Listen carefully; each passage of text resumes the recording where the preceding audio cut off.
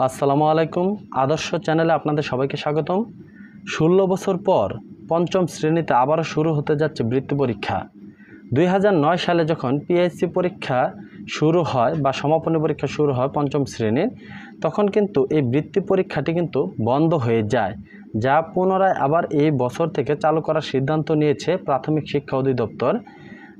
যা নিয়ে একটি চিঠি এরই মধ্যে উপজেলা প্রাথমিক শিক্ষা কর্মকর্তাদের কাছে পাঠিয়ে দেওয়া হয়েছে। তো এই বৃত্তি পরীক্ষাটি অনুষ্ঠিত হতে পারে 21শে ডিসেম্বর থেকে 24শে ডিসেম্বর তারিখের মধ্যে।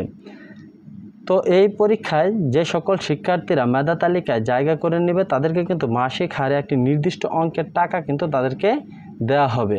তো তোমরা আগে থাকতেই যারা পঞ্চম শ্রেণীর শিক্ষার্থীরা আছো তারা আগে থাকতেই ভালো প্রস্তুতি নিয়ে রাখবে, যাতে করে তোমরা এই মেধা তালিকায় নিজের জায়গা করে নিতে পারো।